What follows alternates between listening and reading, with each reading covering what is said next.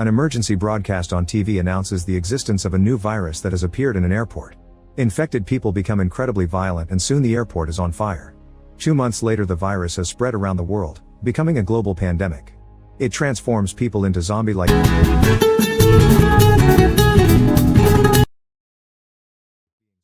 Called ferals, and they're seen as raging beasts. The government tries to establish a quarantine, but many citizens protest against it and fight for the rights of the ferals, saying they're people, too. The army has to take over the streets and fight civilians to try to send them home, only to make the whole situation worse. One afternoon, all TV channels lose their signals. Abigail and her brother get a call from their father, the pilot, who explains he has lots of work to do helping people and promises they'll be safe with their mother. At that moment, they hear a noise from upstairs, so the family runs out of the house. When they're about to get in the car, a feral jumps out and tackles the mother to kill her. Abigail immediately hides under the car and has to watch how the feral attacks her brother, too. When a police siren starts wailing nearby, the feral runs away afterward. Abigail hears her brother call her name, but her mother transforms into a feral and finishes killing him when Abigail cries. Her mother hears her and goes after her, only to then get shot by Cassius. He rescues Abigail and she thanks him with a hug. Her brother starts transforming too, so Cassius makes Abigail close her eyes before shooting the boy as well. 10 years later, the world is in a post-apocalyptic state. There aren't many humans left and nature has taken over cities. In the forest, a now teenager Abigail and Cassius are hunting. It's clear that Cassius has trained Abigail because she kills a deer with an excellently aimed shot. Although Cassius scolds her for rushing and not being patient. When night falls, the duo stops to camp and Cassius makes sure all the tripwires are in place. A few hours after they fall asleep, one of the tripwires makes a noise and startles Cassius awake. He comes out of the tent to investigate and finds some fuzz stuck in the wire. Then he hears some noises nearby, so he rushes to keep the horses calm and takes out his just in time to shoot an incoming feral. This was probably a scout sent by the horde, so Cassius wakes Abigail to leave. For the next few days, the duo keeps traveling whenever they stop to let the horse rest. Cassius continues training Abigail. They stop riding when they see a car nearby and quickly take their guns out. They see a man shooting down a feral while a second creature approaches him from behind. Abigail wants to help him, but she shoots too quickly and the bullet hits him. Together with the incoming feral, the creature in the car comes out to eat and Cassius has to bring it down afterward. Abigail searches the car for supplies and Cassius finishes the poor man with a machete before taking his shoes. A radio in the car tries to contact the driver and Abigail wants to warn them about the feral horde in the area, but Cassius tells her to ignore it. At that moment, more cars show up and a group of survivors surround them with weapons. They check the dead guy's body and see a human killed him, so they assume the duo did it just to rob him. When the leader threatens to kill them, Cassius and Abigail attack the two nearest and knock them down to steal their weapons. Things are tense as both sides point at each other, so a pregnant woman named Megan comes out of a car to try to calm them. At that moment, the horses make some distressed noises and a feral horde appears around them.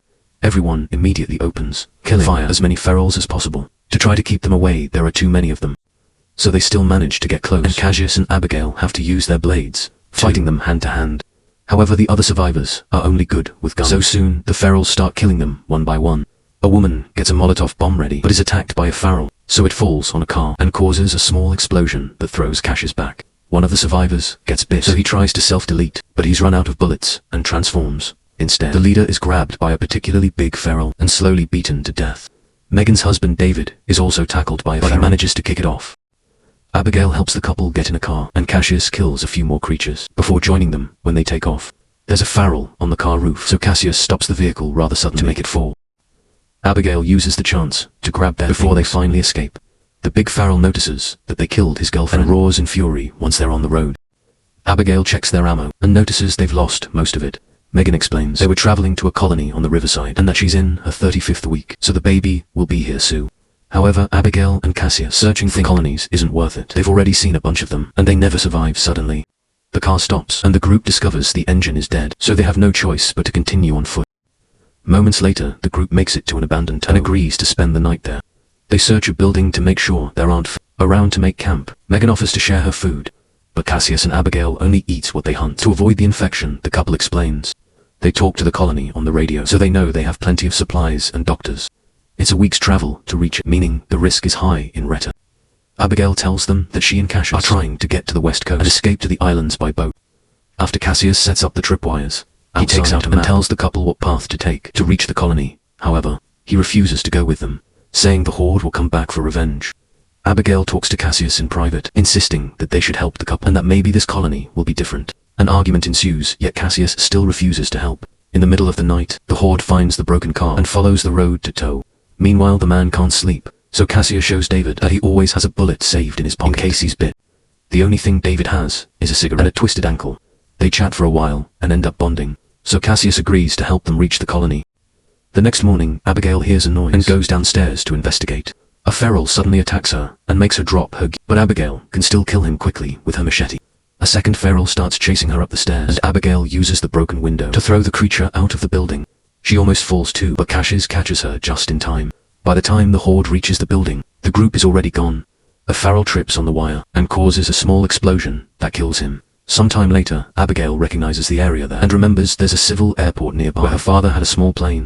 Cassius wants to keep moving and thinks an airport would make it easy for the Horde to corner them. Not to mention, all planes are probably gone. However, Abigail and the couple vote in favor of going there, so Cassius has no choice but to follow them. After walking for a while, they find an old building in a car with a man that was shot recently. Cassius tells Abigail to check the building for supplies, but refuses to actually stop to rest since he thinks they aren't alone. Abigail only finds some coffee and doesn't see the family hiding in one of the rooms. Cassius checks the trunk of the car and finds a wheelchair, so they use it to transport Megan. After the group leaves, the Horde finds the building and completely massacres the family in a matter of seconds. When they finally make it to the airport, there are no planes around. David and Cassius begin arguing about how to proceed, but Abigail interrupts them when she finds her father's hangar. Fortunately, there's a plane, and David has the mechanical knowledge needed to fix it. While he works, Cassius and Abigail search the building. Abigail finds a picture of her, with her dad on the floor, and puts it back on the wall. At that moment, the Horde arrives, so the group rushes to get on the plane, even though it isn't ready yet. Cassius opens fire to slow the Horde down, and David moves the propeller manually to help the plane start. Abigail's knowledge of flying is vague, and the plane is going slow, so the Horde is getting too close. Thankfully, she finds the right button, and the plane begins gaining speed. A feral still manages to hang on the door, and Cassius has to shoot it to make it fall. Then the plane takes off, and the group gets to escape. However, they only fly around for a few moments before the plane starts failing and going. Abigail tries to land it, but the plane crashes against a bunch of trees and falls to the ground luckily. It lands on its wheels, and everyone survives, with just a few wounds. There's a train station nearby, so after making sure it's empty, they decide to rest there. Cassius opens the map, and it'll take them 2 days to reach the colony, so they'll leave first thing in the morning. Abigail counts their ammo and notices there isn't much left. Megan and Cassius share some food, and Cassius admits she reminds him of his wife. He reveals he had to kill her infected family, and that later she self-deleted because she couldn't take it anymore. Cassius also shares the story of a kid in his hometown who got bitten since the wound didn't hit an artery. It took him a couple of days to totally transform. Meanwhile, David finds a private spot to check on his ankle, revealing it's not twisted. The wound is actually a bite, and David knows he should self-delete, so he holds up the Jew, but he can't bring himself to do it. The next day, the group keeps moving. As they walk under the strong suit, David feels rather sick, and Cassius notices blood on his leg. He waits until the women are far ahead to push David against a tree and look at his ankle to confirm his suspicion. Cassius gives him the option to tell everyone on his own terms, but if he doesn't do it, hell, shoot him in the evening. The group finds a house with the lights. When they come closer, a voice asks them what they want. Cassius thinks it's too dangerous, but Abigail approaches the house and explains they need help, swearing they mean no harm, and mentioning the pregnant Woma. Norton opens the door and holds them at gunpoint as he asks them to leave all their weapons. The chest outside, then he invites them inside. Showing a very sweet and welcoming attitude, Cassius points out the house's power, and Norton explains he's an engineer, so he's built a few devices that provide electricity and hot water. He also mentions a wife, but ignores Megan when she asks where she is. Norton shares his bread and vegetables with, and Abigail is happy to take a shower. Cassius can finally connect his laptop and look at old pictures, revealing his wife had been pregnant before the pandemic. When he checks on Mega, she admits she's scared because she hasn't felt the baby moving. Since they arrived at this house, she makes Cassius a promise. If something happens to her, he'll protect her child afterward. Norton shares a drink with everyone and explains he's lived there for 20 years, but his wife isn't around anymore. He's heard about the colony on the radio, but isn't interested in joining them, because he likes being alone. Then Norton begins ranting about people being too obsessed with going back to the old ways, and how humanity deserved the pandemic, because they destroyed the planet and their ethics. He even compares the virus to a saying only the strong people have survived. Cassius notices a strange knife on a table, but Norton takes it away, feeling sicker by the second. David rushes to the bathroom and notices the infection spreading. When he comes out, he discovers his friends are unconscious because the drinks were spiked by Norton, who is put on a lab coat and is holding a strange machine.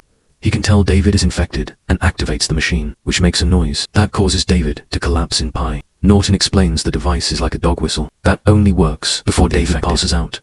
Meanwhile, the Horde has found the train station and continues their search.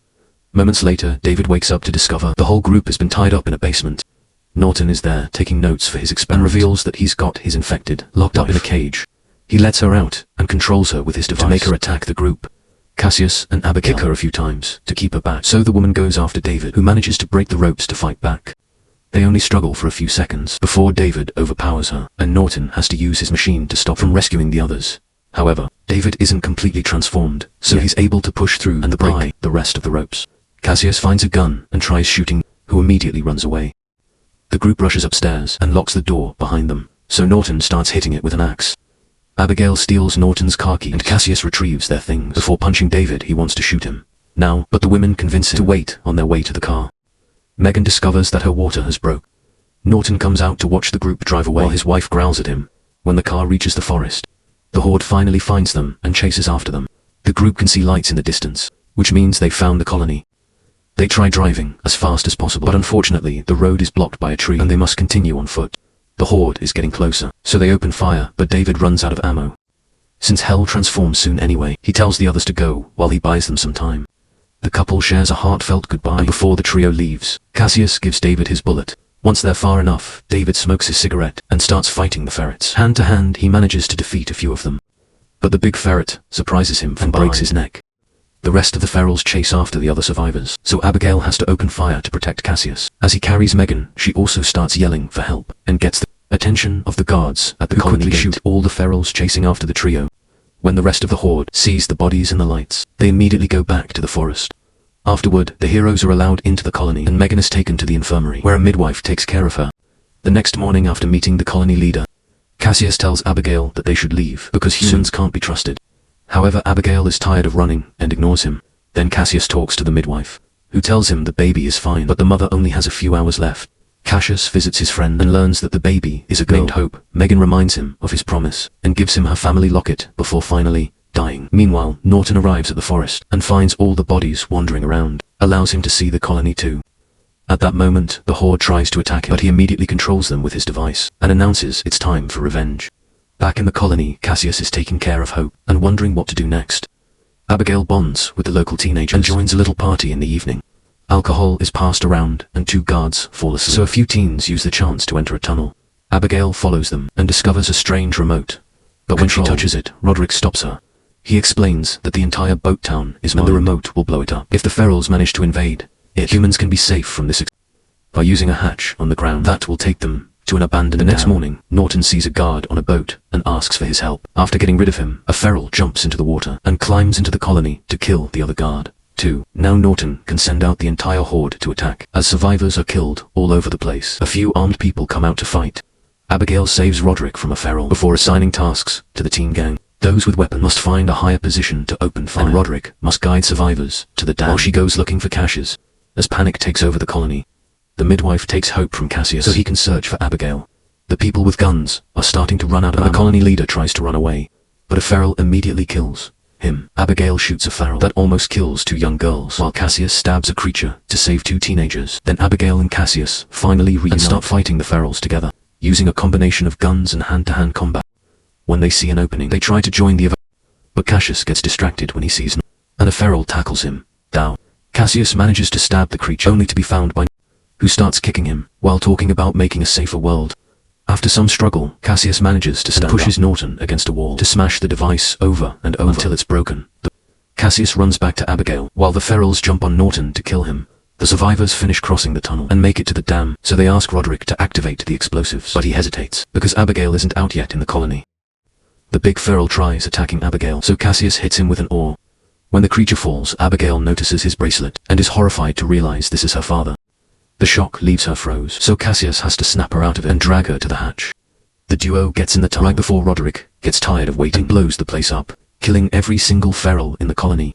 Afterward, the survivors discover an infected man among them. As Cassius tries to calm him down, a feral jumps out of nowhere and kills the guy. Then it turns to attack Cassius, triggering a fight. They continuously hit each other until they fall to the ground, where the feral almost bites Cassius. This time, Abigail is patient and waits for the right moment to shoot, killing the creature without hurting her friend. The survivors watch the colony burn and wonder what to do next. Abigail tells them they can build a new home in the dam. Cassius reveals he stole Norton's notebook with the instructions to build a generator. Make sure to subscribe and turn on notifications so you can watch more videos like this. Thanks for watching.